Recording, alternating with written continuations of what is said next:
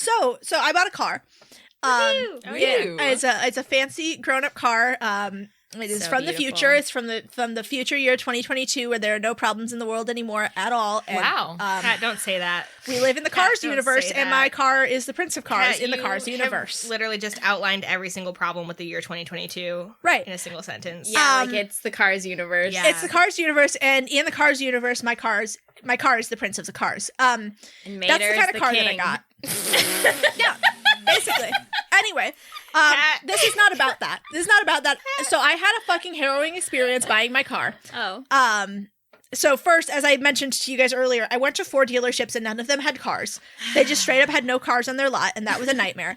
And I finally Get out of here. We don't have those. That was literally, they were like, they're like, well, we don't have anything you can drive today, but if you want to give us $500, then you can test drive the car when we get it in 8 weeks. And I could not do that because What a great deal. It was so after like Dawson trying to sell you a car. basically it's got that is going to get more true the farther into the story I get. So I finally find the car Prince, the Prince of Cars, in the Hyundai dealership lot. And I'm never going to say what kind of car this is because I want everybody to imagine it to be the fanciest car possible. But it is a Hyundai. You just told us what kind of car it is. I didn't tell you what kind of Hyundai. Oh, I thought that was the joke. Anyway, so I drive the car. It's beautiful. Or rather, it's a car. I mean, it looks like an anime boy. It does look like an anime boy. It has angry eyebrows and everything. I love my car. But on the other hand, it's a car. I don't really I'm not a cars person. Anyway. It's already like over my budget. Yet you choose to live in the Cars universe where Mater is your king. I'm not going to be alive by that point. In the year 2022, all humans have died and cars have taken over. All right. Or is it like Evangelion and all of the humans have turned into cars? It might be that. But like Utena. Listen. Okay, this is a diversion. But in the Cars universe, they have references to By and Large, which is the company that poisoned the world in WALL-E. Yeah. So basically, the timeline is By and Large poisons the world, the cars take over. Oh, do you think in WALL-E at the end, when they go back to Earth, that the humans are going to have to fight with the cars for dominance over the planet? Undoubtedly. Anyway, back to my car buying experience. We negotiate the car price up front, and I'm like, this is over budget. And he's like, okay, well, I'll take money off. And I was like, okay, now it's still over budget, but I'll take it because nowhere else has cars and I need a car. And then I go back to the finance office and I shit you fucking not. I walk into the finance office. The guy turns around in his chair and he goes, well, hello there. Wait, what? Hello, you're ready to buy a car? What? Is this real? This is real. There's the actual fucking voice he used. And I looked at him and I was like, yes. Because I genuinely didn't know if that was his real voice and I was going to have to act like a serious adult while this man tells me all of this stuff in a fucking cursed Mickey Mouse voice. What? And for the first 5 minutes of the conversation, I did in fact have to endure this. Wait, okay. so after what happened? A voice? For 5 minutes? For like 5 minutes, he starts going through the finance paperwork in this fucking Mickey Mouse voice, and then we get to the point. So I've like signed several things without like barely reading them. He just tells me what they are, and I sign them. Kat, I'm so worried about you right now because I have been at this process already for like 5 hours. Yes. I am so fucking. And then you met the devil, and then I met just like blindly signed your soul away. It's Steve Sinner. I fucking did. So, and then he gets to this point where he's like, and now we're going to talk about like the maintenance plans, and is like, you don't need this really expensive one. And this is where he finally switches to his normal voice. And I'm like, oh my fucking God. Thank God that is not your voice. Is that a sales tactic? I guess. I don't fucking know. It was, but he's like finally switches to his normal voice and he's like, so your actual price of your car is in fact going to be $150 a month more than what the guy said.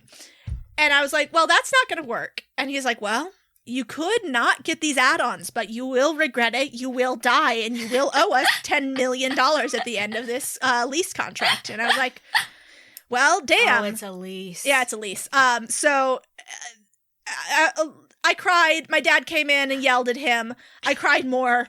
And finally, we got it down to a price that was workable. I won't go into all the crying, but there was a lot, and the guy didn't have tissues in his office, so I was just openly weeping. Kat, this is the most fucked up thing I've ever heard. Wow, Kat, please. whilst you wept, what voice did he use?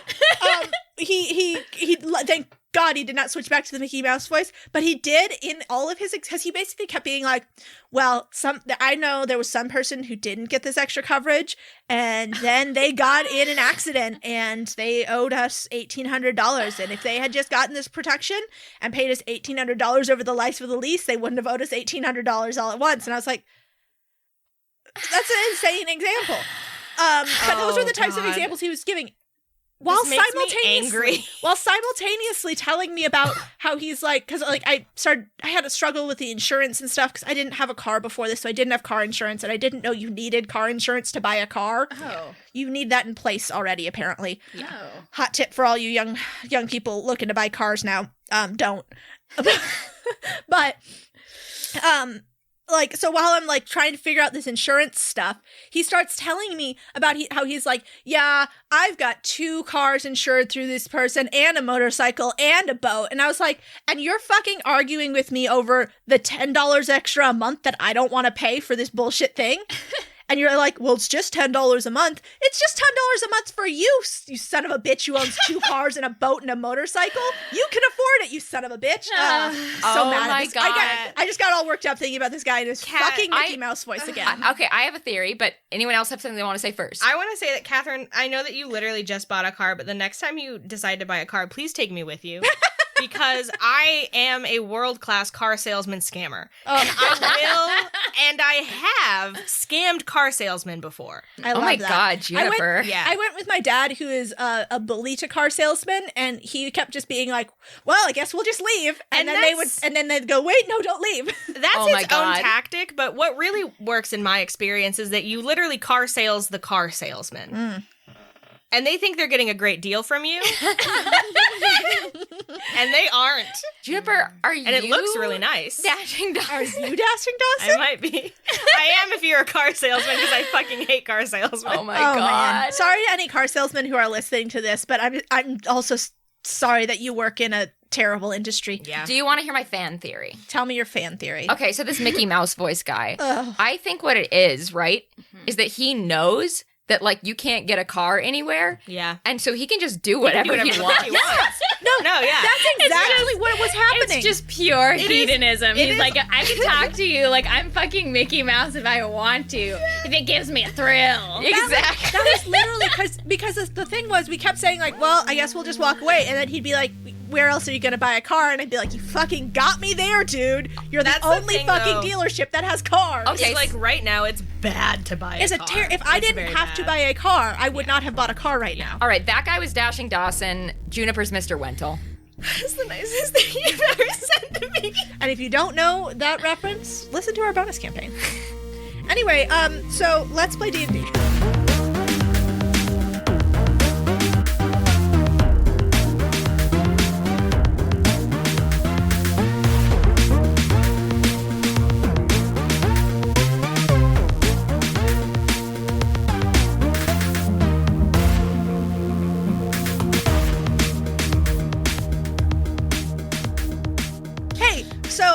I'm Kat, and I am the driver of the Car Prince, the Prince of Cars, and I'm your DM.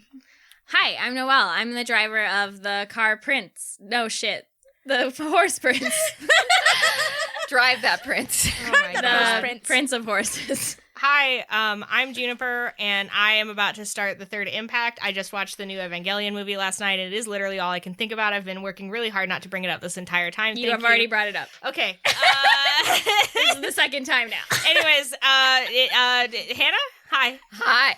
Hey there, everybody. I'm Hannah, and I want you to come on down to my auto shack. And if you don't, I'm gonna club this baby seal. And I play Slake. Fuck! You better do it. I'm crazy. I'll do it. These prices are so low. I gotta be out of my mind. Hannah, you'd be a really good car salesman. You would be a good car Thank you. salesman. Yeah. I would have a really hard time scamming you. I know. Because I'd just be like so into it. Yeah. So, y'all, I barely remember what happened last time. I remember. We were in the Let Stinky me do Dwarf it. Caves. We were in the Stinky Dwarf Caves. They we aren't entered stinky. the Dwarf Caves. We had to work to enter the. We had to work hard. There was a water door. Yeah. Oh, Okay. There's a Strong Leviathan. Sally tried to kill us again. Yes. Strong Sully tried to kill us again. Yeah. And then Certinus tried to kill us. Yeah, then Certinus tried to kill us. Oh, as that well. was okay. Yeah. So and I wanted to keep a piece of Certinus as a And they wouldn't memento, let and you. they wouldn't let me. Yeah, Sally was like, "Fuck you." Yeah, get out of here. okay. And then we went to Cat, we've got this. Cat, this is so professional. Cat, we've got this. Cat, and then we went Cat. No, then we went inside the caves, and then we went inside the well, caves. I guess we'll just go with that. Yes. Ruining the podcast. Good work, team. You thought we didn't know. If you guys, listener, if you want to know what happened last time, I guess just listen to the last episode. I mean, that was very concise. I think we really did a good job. we were succinct. Brevity is the soul of wit. I so true, bestie. you guys definitely named all of the events that happened in that episode. They were the correct order. they were in the correct order. They were extremely descriptive and evocative. Yes. Yeah. they were in the order at which you remembered them. If that's Which is the order they happened the in. correct order. Yeah, The temporal order. yeah. I mean, time is a flat circle anyway. it's true. All right, you guys. So when you come to the end of the narrow passageway, you spill out from a crack in the rock into a quiet alleyway. There's the sound of a bustling market not far off, but your eye is drawn immediately upward to the patterns of iron filigree that are laced into the rock in achingly beautiful and complex patterns. Some of them form pictures like constellations of epic stories and heroic deeds, or mythical creatures from deep inside the mountain. An iron track runs down the center of this street as well, though it appears to be of a more common metal.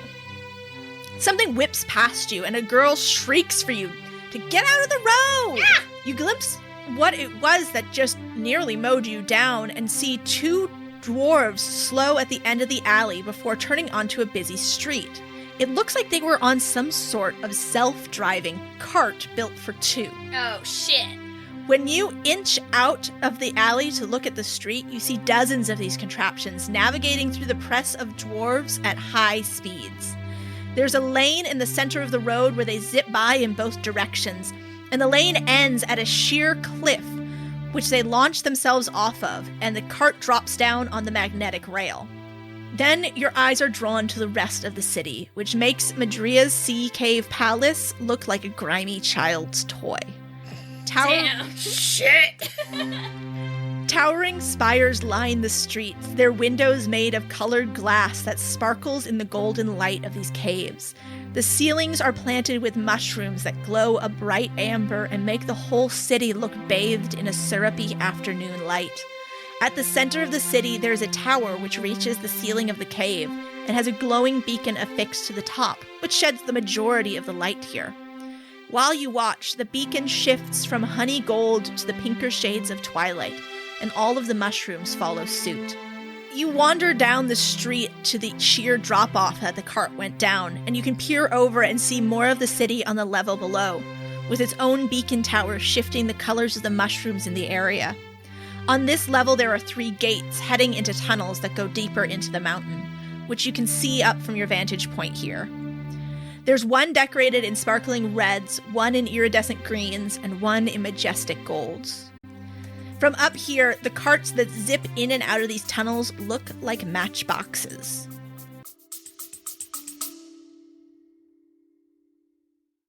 Are you suffering from high-quality podcasts? You see, quality podcasts stimulate parts of your brain, leading to an irksome condition called thinking. But suffer no more, my friend. Introducing Discount Storytime's blend of fictional nonsense and rancid gibberish to provide soothing relief. Try Discount Storytime today. Available on most podcast catchers and at discountstorytime.com. Consult your healthcare provider before listening to Discount Storytime. Not intended to treat unicyclitis, pickleball liver, or jittering expectations. What do you guys do? I look all around and I'm like, Yeah. this reminds me so much of Estra. A weirdly underground Estra. Really? Estra was like this? I mean, it was like busy as hell, super Yeah. compact, lots of like flying vehicles. Tons of like lights and shit all over the place. Oh, it's beautiful. Yeah. Mary nods, and then she turns to Selny and signs, How was all of this built without magic? And Selny looks a bit offended. And she says, you don't need magic to make wonders. Besides, just because we don't use the magic of the gods doesn't mean we don't have our own equivalent. And Mary looks at the rest of you like, did you? And she looks specifically at you like signs, did you know this? I don't think so. What? Wait, what's the equivalent? Selny looks at you and then looks pointedly away. Oh, trade secret. Creativity. Fossil fuels. My guess is a secret society of people who know how to build things really well, and they keep it secret, and everybody else thinks it's like magic, but it's not. And then they summon, I guess, Torva. What? I'm sorry, Fran. What? They all wear cloaks. And then they summon Torva? I guess so. Selny looks at you, Fran, and then just shakes her head. No, that's not it. It's not a cult. No, it is a cult. The cult is separate. It's unrelated. Oh, the cult is separate. Unrelated cultists. Yeah, okay. Well, I can understand that. How do the carts go? Magnets. What How do they work? is a magnet? I'm not a builder. I'm not the person to ask about this stuff. Nobody knows how magnets Oh my god, work. it's a mystery. They don't know. It's like some sort of miracle. It's like some kind of crazy magic. Magic. Mary elbows you, Fran, and she turns her body away so that Selny can't see her hands and signs, we need to find Swan Roxon. Yes. Yes. Do Should we you just ask Selmy? Yeah, do you think Selny knows? No, you guys. What? What? You don't want to blow his cover. Come on. Well, He's secret. Okay. Maybe Mary signs, we're gonna have to ditch Selny. We have to either ditch Selny or ask her. I think we just earned Selmy's trust. Yeah, I feel like we can ask her. And you look over your shoulder to see that Selny is just standing and watching you guys with her arms crossed.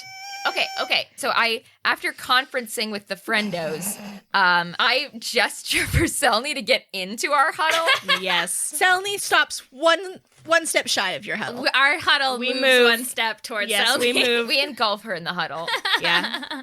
Like an amoeba. And I say to Selmy, so we happen to know that there's someone in this city who wants to help us work against Torva, and we need to find him.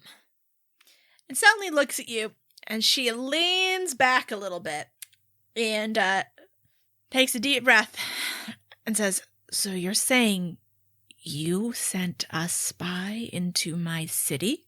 Oh, we didn't send him. No. Do we look like we're capable of sending a spy? Honestly, yeah, actually, that's really flattering that you would even say that to us. I high five Corbin and Slake yeah, we all high in five. a three-way high five. Yes. And Mary. Mary doesn't join the high She five. seems like she would be involved. Mary And looks. technically she was. Mary like puts her hands on her hips to like give herself a plausible reason to not be part of the high five. And Selny notices and looks at Mary, who shrugs. She says, I mean, technically, I didn't send the spy. I made a vague sign that was interpreted in such a way that a spy was sent. Mary. Oh my god, Mary. Crazy. Mary, Queen of espionage. You're so on top of things. Oh my god. I was bored. I was stuck in the void. I was bored plans I turn espionage. to Selny and I'm like, she was bored. She was just bored. Your Honor. I didn't want to just sit around doing nothing while I was trapped in... She didn't She want didn't to wanna just sit sit around around. doing nothing. And then Selny looks at Mary and says, there's a lot to unpack here. I think it's better if I don't know as much. Look, I don't trust you letting you run around the city on your own. You didn't come with us then. Yeah, be our tour guide. Oh, I hate that even more. Show us around. Take us to the shops. Do you have a hungry boy? Yeah, We want to go to Hungry Boy. Hungry boy, hungry boy. You would show us all your favorite stuff. Like, Yes. you know, like the cafes and the arm all wrestling the little bars. knick-knack and- shops. So you're just giving up on finding this guy? Well, We could don't do know both. any of those Yeah, we places. could just hit him on the way. I've made a huge mistake. No, Selby, come No, on. you haven't. So you were just trying to cheer you up with a little bit of Jokes. fun levity. We do want to go to Hungry Boy if there is one here, though. Yeah, we do But we want need to to go find there. our friend first. Well, I mean, whichever comes first is fine. Honestly, if Unless it's on the way. if it's on the way, it doesn't make sense It really to wait. doesn't make sense to wait because we'd have to double back. Well, I mean, we're just trying to use our time efficiently. Yeah. Salome rolls her eyes and says, "We don't have a hungry boy down here. There was one up in... There's one up in the city. on We the saw surface." it. So sorry about that. I don't want to talk about it. Yeah, we're not really ready yet. Sorry, we don't have hungry boys down here. That's a surface thing.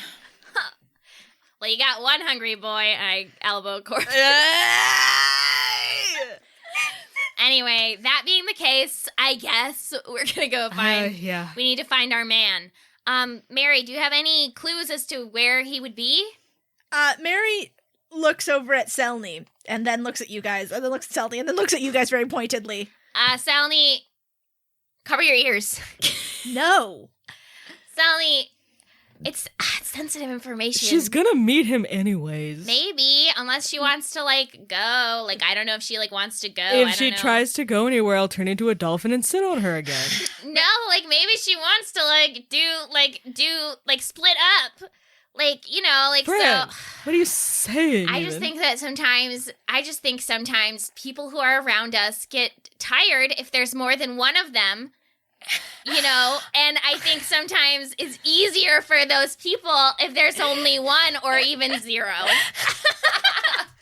Selny looks at you, Fran, and then says, "As much as I would love to have 0 of you in my company, I'm not letting you out of my sight." And Mary turns like she's hiding her signing again and signs, "I don't want her to know I'm a god, Corbin. Distract her." Oh, okay. Oh, I didn't know you were gonna do something. Okay, Strong Selny, what is that? And Corbin points to a glowing mushroom on the ground. It's a mushroom. Can I eat that? No. Let's eat it. I'm gonna eat it. I pull the mushroom. All right, so while you guys are doing all of this, Mary slinks away a little bit. Corbin and Fran are playing monkey in the middle with the mushroom. Oh, Corbin is trying to bite it. Oh. He's catching it with his teeth. Yeah. Selly keeps grabbing it before it gets to you, Corbin, Yeah. and being like, He's- no. He's And I'm- desperately trying to get it. Nice. Just comically has their hands up in a guess I'll die kind of gesture. Well, if only someone could do something about this. Mary comes back and she's wiping her hands off. And Oh shit. She killed somebody. She killed somebody. for You sure. don't- Definitely killed you somebody. truly Defo don't killed know. You somebody. truly don't know what Mary just did. Mm. And Mary takes Slake aside, and Slake is the least involved in the antics. And she signs, "I know where he is. I don't know where he is though." Oh, because we have no concept of where we are because we've never been here before? Yeah. Well, is it a directional sense? Or do you know the name of the place? I know it looks like a dark corner of a dark room where there's a small shrine to me set up. Oh, yeah, I guess that wouldn't be the kind of thing people would probably know about because it's supposed to be secret. Yeah. Maybe... Corbin, why are you trying to eat that mushroom? Corbin, wait, How's it taste, Corbin? does Corbin have the mushroom in his mouth? Sure. If you Just say so. glowing drips. Okay. Yeah, he eats it. He eats some of that mushroom. Corbin, make a constitution check. I knew it was coming. A 9. All right, Corbin. So wait. Nothing happens to me? What does it taste like? Tastes like mushroom. Tastes like a mushroom. Oh. Something's gonna happen to me down the line. I just know it. Selny just shakes her head. And Mary signs to her, What happens if you eat the mushrooms? Selny shrugs and says, guess you'll find out. Cool. Seems fine. Oh, this is so exciting. It's like a surprise box. But it's my body. So, Mary, can you think of anything that maybe our contact might have, like a physical object or possession that we could, maybe say that we were looking for to like a compass or something? Mary shrugs and signs, I don't know, shirt, pants? Shrine. Mary points and then points to somewhere else and then signs, I mean, not that there is any shrines to anything down here, I don't think. And looks directly at Selny. I whisper to the compass, shrine to the survivor. The compass points toward the lower level that you can see from your vantage point here. So I guess it's pointing north. Run away! Looks All like right. we found our bearings. And Selny looks at this compass in your hands and shakes her head. I don't like any part of this. Come on, magic is cool. It's the same as whatever you got down here. It's just like different. No, it's not. I say wet blanket and then I point the compass at Selny. Fran, the compass spins and points back at you. Oh! And then you look behind you and you see a washing line lined up with a wet blanket on it. I Oh, nod. man. I nod. It got all of us. That compass is funny. Oh, I love a sight gag. Selly sighs and she looks down towards the lower level and shakes her head and says, fine, I'll go get us a cart. You four stay right here. We're gonna ride in a cart. We will be in this exact spot. Don't we will worry. not move at all.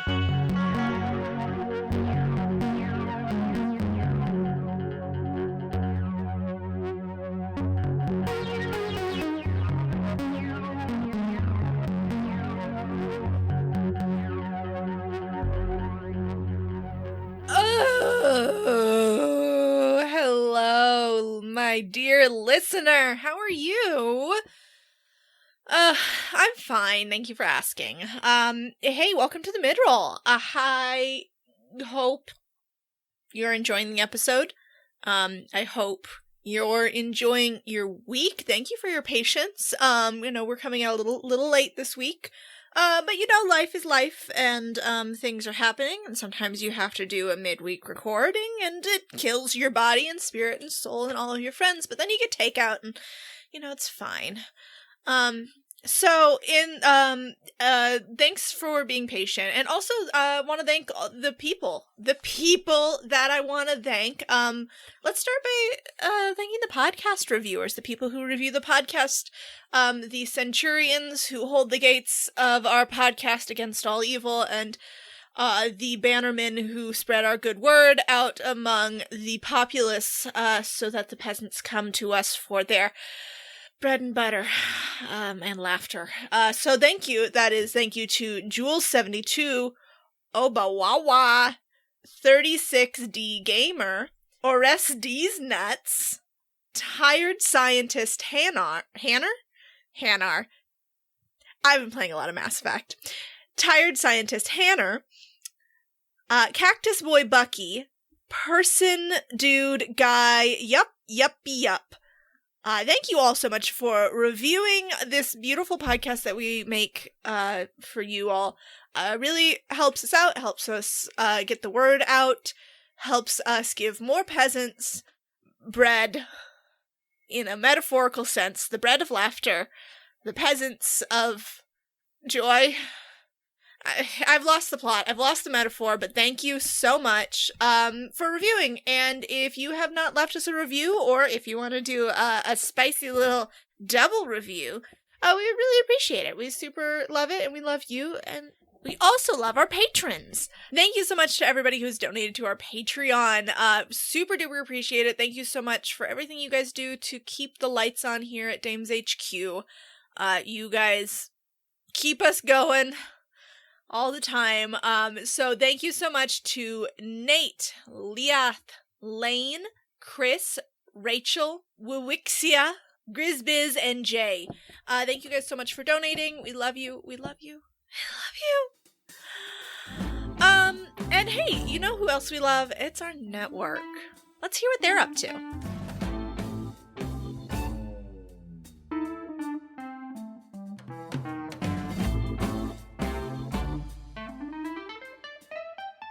Welcome to Eberron.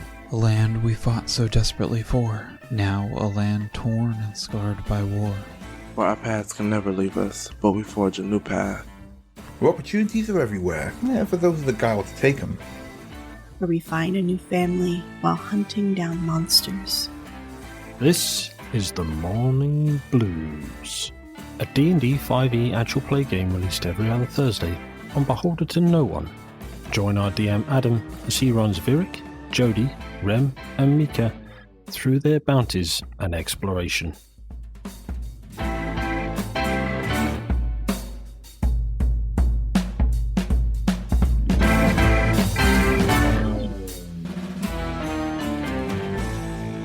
Boy, love the network. Love everything they're doing. Sounds very fun, and you should definitely check it out. Now I have a message for Chantel. Chantel, I hope you're enjoying this autumn. It is the spooky season. It is upon us. I hope that the skeleton war does not break your soul. And I'm sorry to do this, but it is time once again. Chantel, the code word is Bambi Quartz. Sleeper agent is active. Go!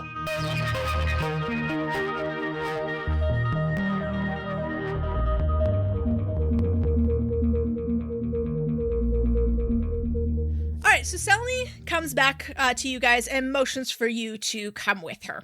She takes you to a ground floor shop a few blocks away where there's a line of carts standing under an archway, and a bored-looking attendant hands each of you a pair of goggles. They're a little bit damp. Sally produces her own pair from inside her jacket and puts them on, and then hops into the driver's seat of the cart at the front of the line. Sally, what are these for? So you don't get anything in your eyes? Corbin puts his goggles on over his face. Taz. His what? And the award for weirdest fucking delivery I've ever heard in my entire life. His what? His hungos. Fucking Fuck you, delete that. Juniper. This Fuck is you. not going in the podcast, right? Like, this is not going in the podcast? Bunkas. We're not.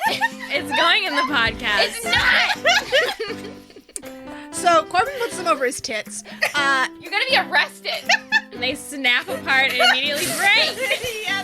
Sally, I assume you just sort of like put them up over the boobs. tuck the top into my little shirt. Yeah, and Sally is What? Sally just looks at you and goes, "Yeah, you're gonna regret that." And I put on my goggles. I put on my goggles normally. I put mine on my eyeballs.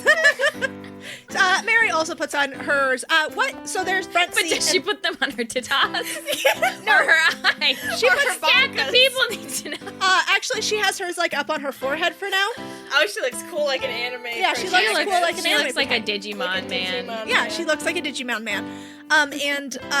So there's like a car, driver's seat, passenger seat, bench seat in the back for 3. Who's sitting where? Sitting in the front seat, kicking in the back seat. Yeah, are you sitting in the front seat, kicking in the back seat? I gotta make my mind up. Gotta make my mind up. Which seat can I take? Okay, well, which one of you is gonna be sitting in the front seat? I think I'm gonna sit. Fran flies into the front Okay. seat. I'm kicking in the back seat. Okay. I sit in the middle seat. All right, so then. And where does Mary sit? Where's Mary? I guess Mary's behind Selny then, behind the driver's seat. And Fran leans over to Selny and she's like, I'm sitting in the front because I'm kind of the leader of this group. Selny looks at you and she goes, "Sure you are." Corbin leans up to Sally and says, I'm sitting in the middle because I'm kind of like the peanut butter and jelly that keeps this family sandwich together. Ew. Any other metaphors? No, I just decided to sit somewhere and it signifies nothing. Being the leader is not a metaphor, Selny. All right, here we go. And she salutes the attendant and the cart moves out from under the archway. The track leads to a center rail that goes down this street, and Selny waits for a break in the traffic before throwing a lever in the cart and engaging the mechanisms that cause the cart to go. And it go. It go fast. The cart zips into traffic and travels at blurring speed, navigating through the city. You watch as city blocks slide by. The gates of Harad, which you saw hours ago from the other side, slides into your view. From inside the dwarven stronghold, you see the heavy fortifications that they have built against the intruders, which keep the shuttering doors closed. The soldiers here look bored, and business goes on around them as usual. Then the cart track slings around, and you reach the edge of a cliff, and the cart barrels off it without even slowing. My titties! Corbin, can you please plate me a Constitution save? Yes. Love that you yell about your tatas when they're the only part of you that's protected. The goggles do nothing. That is a 21. 21. You somehow, even at the blurring speeds, you keep your eyes open, and I don't have eyes afterwards. You do, however, cry profusely. Yeah, I do. It's my tatas. So exposed. As your tatas are exposed to this rushing air. I am horrified. So you plummet almost straight down. Below you, there is only a yawning blackness and distant lights from the lowest tiers of the city. And then the track levels out and you shoot forward onto the second tier of the city, where the mushroom lights are just now finishing their shift to the sunset pinks of the upper tier. The buildings here are taller and more adorned than those of the tier above. The architectural styles are united only by the materials used, and vary widely in ornamentation and color. Some have wide balconies where dwarves sit on cushioned stools to chat, while others are tight and narrow with small windows made of multicolored glass. There are shops, cafes, restaurants on the ground floors, with outdoor tables and clear umbrellas that refract the light into rainbow patterns on the diners below.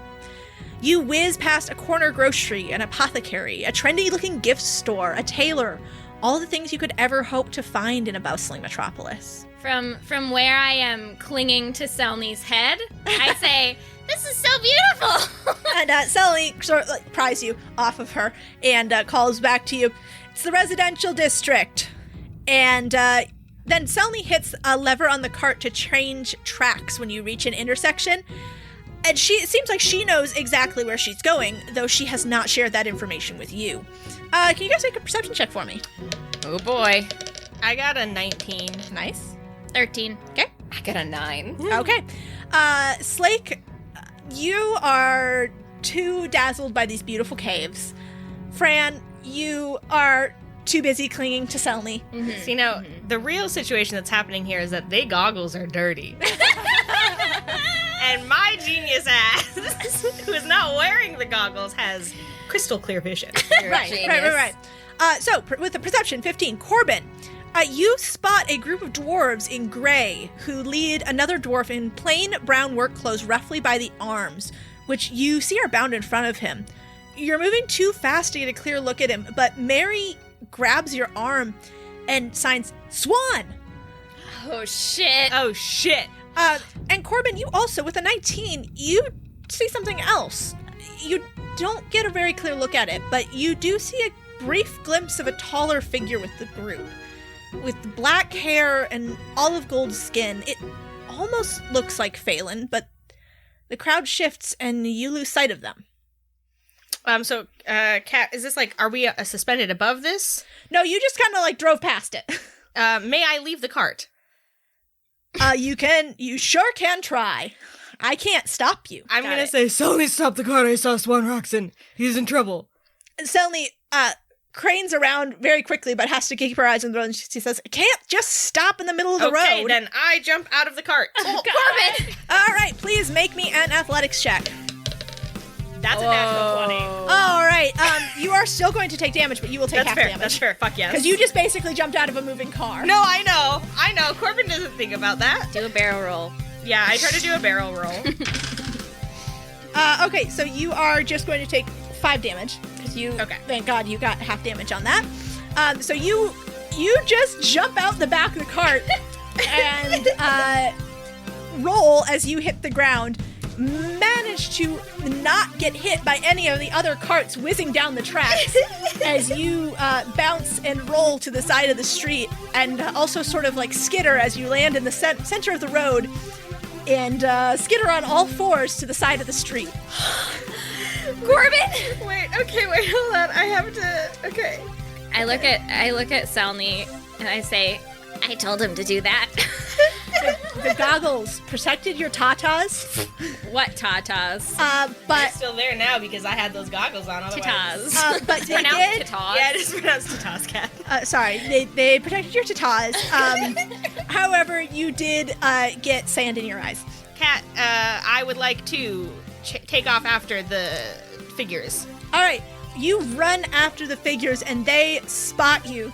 Immediately, I'm sure. Yes, immediately as you fucking jumped out of a car and started sprinting towards them. They start shoving Swan into a cart, and it's a group of 4 dwarves. One of them is already in the driver's seat.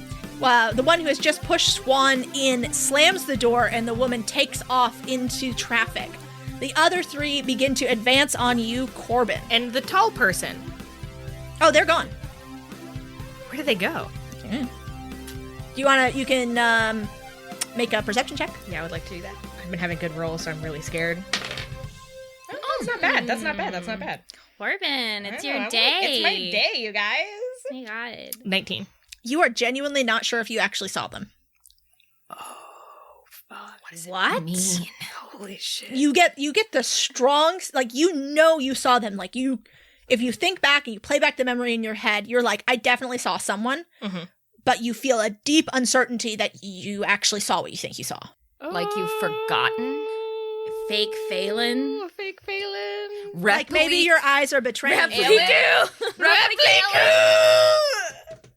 Okay, so the dwarves are advancing upon me. Mm-hmm. Okay. I run at them, and there's sand in my eyes, so I must be already crying. And I say, Someone took my little sister. You have to help me, please. They went this way. Actually, Fran, what's your spell save DC? 17. They narrow their eyes at you, Corbin, and they start advancing with greater urgency. And one of them grabs your arm and looks back at the others and nods, and then the others grab for you. Will you please, let's make a strength contest to grapple. Okay. And my luck has run out. Is Corbin about to be captured? I did not plan that! Strength, you said, so that is a 4. So I probably won, right? No, I love that energy. Thank you. I'm so sorry, Corbin. No, they rolled a 15. Yeah, okay. So they immediately grab you. They seize both your arms, and they look at each other, and they're just nodding silently at each other. And you notice up close, there's something about these dwarves. It just gives you the creeps.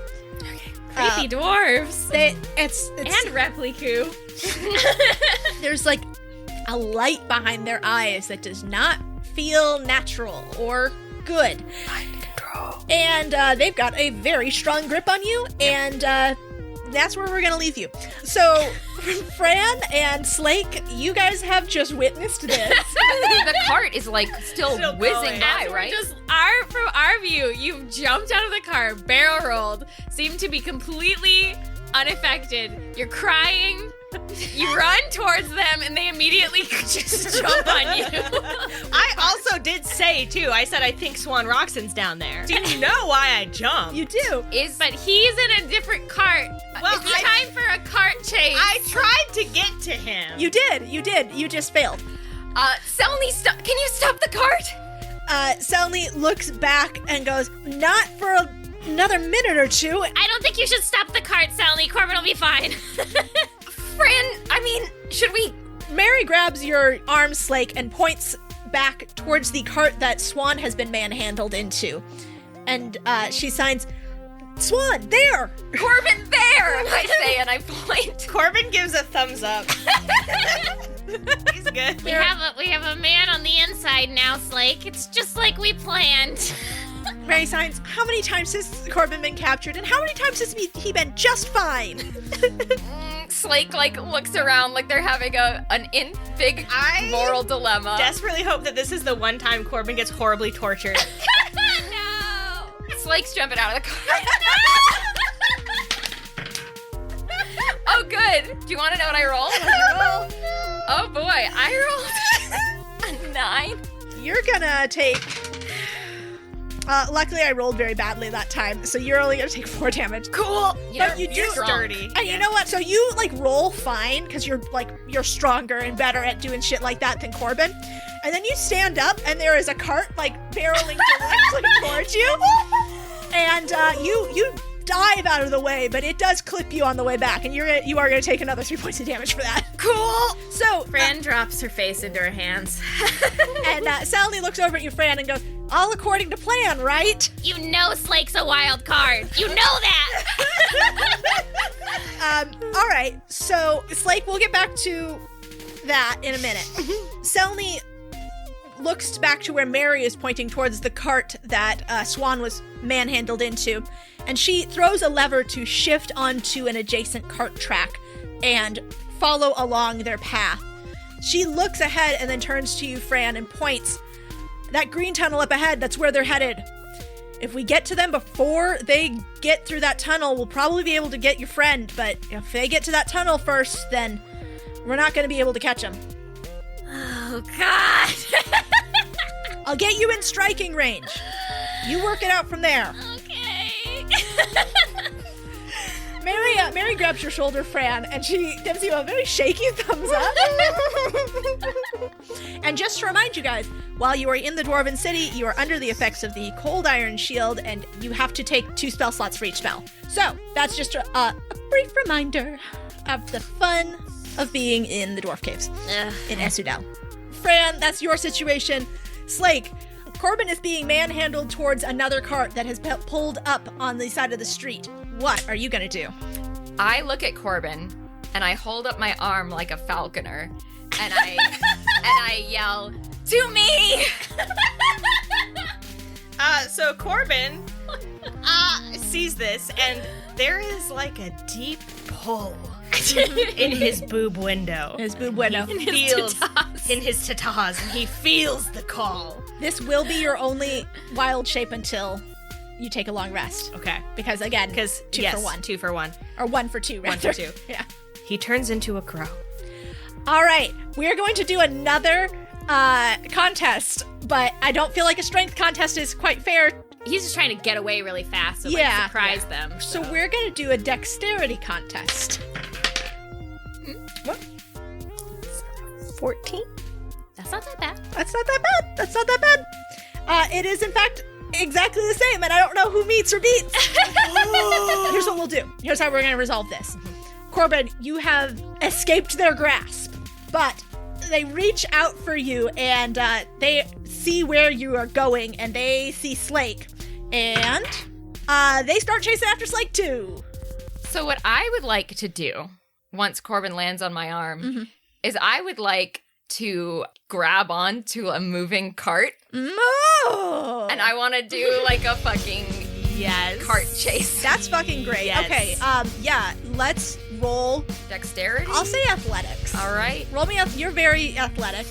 You're very athletic. Okay. 12. I don't think 12's gonna do it for you, Slake. I'm real sorry. That's very cool, but you reach out. Just get hit by another car. you reach out to grab the side of a cart, and you absolutely misjudge its speed, and your hand just gets smacked by this thing, and you are gonna take 3 damage. Oh God. All right. I pull back my hand and I go, I'll get the next one. And Corbin, by this time you have landed on Slake's arm. Yeah. And I'm ready to take off again and abandon them, though. That's valid. 3 dwarves are advancing on you, Slake. I guess we're gonna have to roll initiative. Ooh, they didn't do good. All right, so for initiative... Jesus, the belt is so fucking bad. Okay. I got 14. 11. Okay, so, Slake, you go first. Okay, cool. I have like action surge and stuff. I'm thinking I do just want to try and hook my way onto another cart. Okay. And I want to, I think, maybe try and use my picks this time. All right. I'm going to give you a +2 if you use your picks. Okay, cool. Sweet. And then I don't know, do they get like an attack of opportunity when I do this? They will. They will get an attack of opportunity because you are moving out of there. 14, and with your +2, that's 16. 16? Yes, but you do not do it good. Yeah, it's not cool, and it doesn't, no one thinks it's cool. And people think it's cool, but your pick is not very firmly wedged in there. Oh, no. So you are zipped away from there. With Corbin on my forearm. Corbin on your forearm. They are going to get an attack of opportunity on you. Yes. At least number one is. He's the closest to you. And he's going to miss wildly. And now it is his turn. And he is going to take out from under his gray robes a crossbow gun, very similar to what Selny had. Uh-oh. And it glows with a blue light. And that's a lot better. Does a 21 hit your armor class? It does indeed. Yeah, I thought it might. So he is gonna shoot his crossbow gun at your hand. Which hand? Not the Corbin hand, surely. No. He's going to shoot it at your, holding onto the cart hand. Oh, the pick hand. Yeah, so he's gonna shoot at your holding onto the pick hand. I don't like that. And we're gonna do, oh shit! He hit you pretty hard, and that's 18 points of damage. To the hand. Right to, I don't think Slake has a hand anymore. Make a Constitution saving throw to continue to hold on. Oh, I've never been more nervous. My Constitution is, oh, thank God, it's 7, so that means that's a 19. Okay, you managed to hold on. Is there anybody in this cart? Yeah, a dwarf with her hair and beard are dyed like bubblegum pink and up in like little space buns on her head. Oh my gosh, it's amazing. Random NPC, your favorite person. And she like leans over the back of the cart and goes, "What are you doing?" Sorry, friendo. Just a bit of an incident back there. Is that a bird? Corbin jumps off of Slake's hand and turns back into a boy in the cart and helps Slake. So as you do this, Corbin, you turn into a person and everybody freaks the fuck out. The cart that you're in, the driver, who is a man with dyed green hair, he throws an emergency brake and the cart comes to a screeching halt. And the pink-haired dwarf and the green-haired dwarf immediately bail. Oh, okay. Well, then Corbin just takes off the emergency brake. Nice. And they are screaming, and you hear a siren after you. That's fine. I pull Slake into the cart. All right. I guess we're doing this. So we're gonna come back to Slake and Corbin. Fran, you've got to stop this other cart with Swan in it. Yes. What are our surroundings right now? You are on the equivalent of 35W. Okay. Got it. Big freeway. Yes. And there's lots of cars around. Yep, you are heading towards the split that goes towards the 3 different tunnels. Mm-hmm. So there's 2 cart tracks going to the red tunnel, 2 going to the green, and 2 going to the gold. Mm-hmm. Selny has you on the parallel track to the green tunnel with Swan Roxon's cart. And she is able to get you close enough that you are in range to do something. I think, okay, so first of all, I want to cast an illusion of a huge fire behind their cart so that the people behind them stop. Oh, okay. All right. Very cool. Very cool. And then I want to cast Ice Spear into the track in front of their cart so that it destroys the track and stops them. All right. Why don't you roll me an... Actually, the fire I want across my lane, too. Okay. You've got fire over both lanes. Okay. Bringing us into a no magic zone, expecting us to not immediately start Well, using I do not have any other... I don't have any other abilities. The other avenues jumped out of the cart. Okay. So you cast Ice Spirit. Will you actually please roll the hit?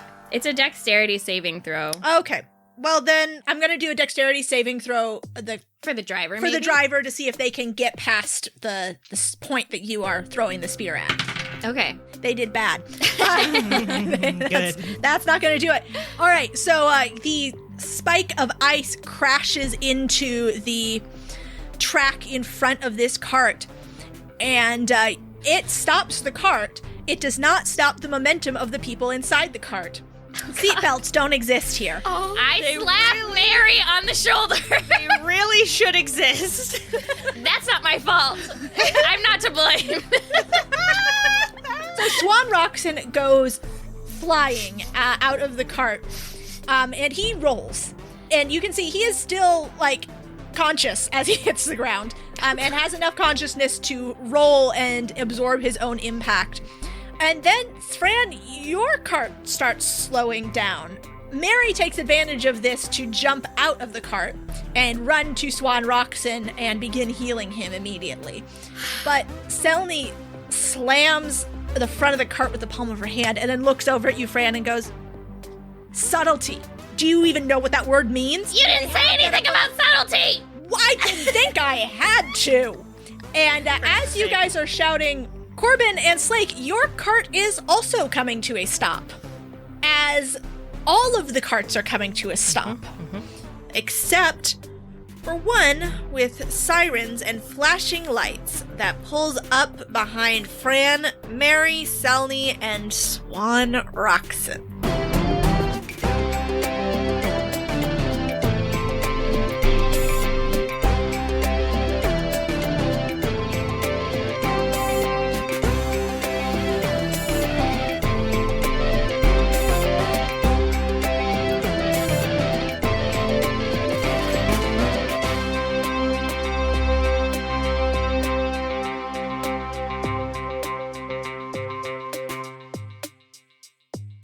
Okay, well, Kat, I can't believe you fucking put, like, exit 17B into the fantasy world. Yeah, absolutely the worst exit of all time. Yeah, I know.